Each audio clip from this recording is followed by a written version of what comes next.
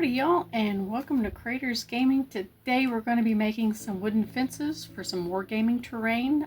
We're just going to be using some burlap, some trash, and some coffee stirrers. So without further ado, let's go ahead and get to it.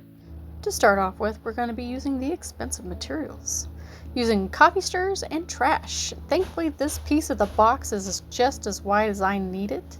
So it is going to be 2 inches long and 1 inch wide.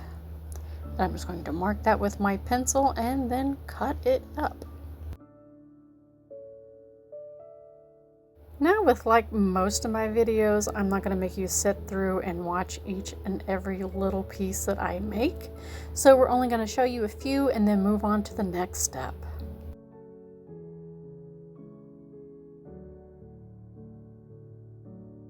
Just remember with the projects, they do not have to be perfect. They just have to be functional. So if you mess up, that's okay. It's just trash. You can just start over.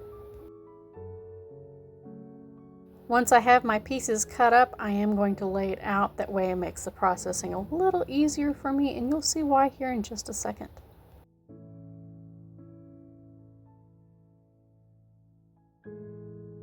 Now for our little fences, I'm going to make some posts, and that is just one coffee stirrer cut in half. Doesn't have to be perfect. As a matter of fact, it's probably best if it's not. Now when I glue them down, I will put the smooth end down first, and then the rough side will be sticking up, or it'll look like it's been sitting there a while.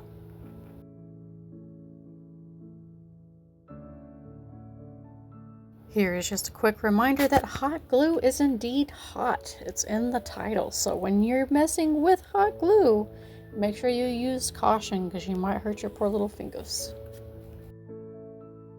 Each one of these fences is going to be about 9 coffee stirrers high.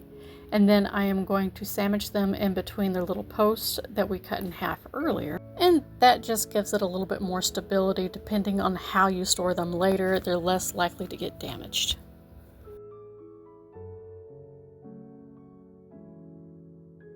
If you notice while I'm gluing these down, I am not making them kind of level. I'm making them kind of askew because I want it to look authentic and like it's been hastily put together.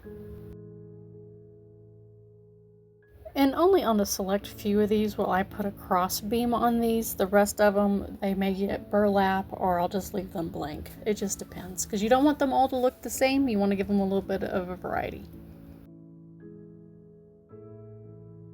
I really like these little fences. It doesn't really matter which game you're playing, whether you're playing D&D or you're playing World of Tanks or Flames of War or whatever type of game you're playing.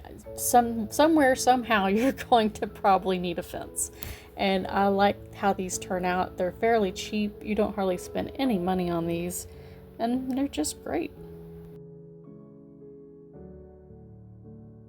And nothing really says that they absolutely have to be fences. They can be barricades. It just depends on how you want to use them in whatever game you're playing.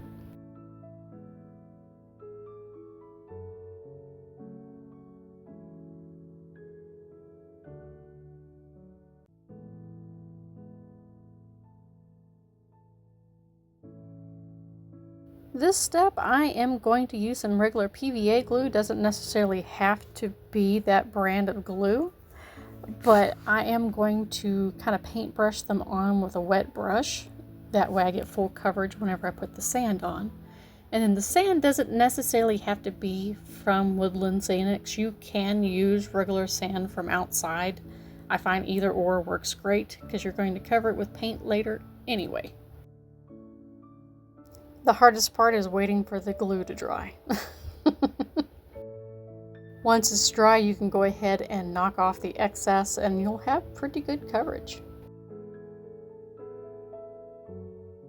Now for this step, I am using a paint and primer. That way I can go ahead and prime it where I can paint it later. And I'm using a brown matte color. That way I don't have to go over it with a regular paint later. Saves me a step and I am all for it. Like I had mentioned earlier, some of these are going to have burlap on it, and just so happens this one's going to have burlap on it. Now I just cut a couple little square pieces and then I'm just folding and sandwiching it in there. Doesn't have to be absolutely perfect, and a matter of fact, on the other side I will have to add more glue. Boop, there we go.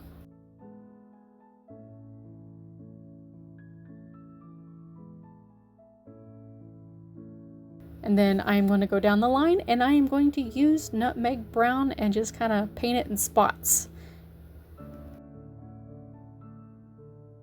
And you will notice that I am touching the base a little bit, making sure that it has a little bit of color. Then once I do my wash later, it really brings out the colors, you know, kind of give it a little bit more of a pop.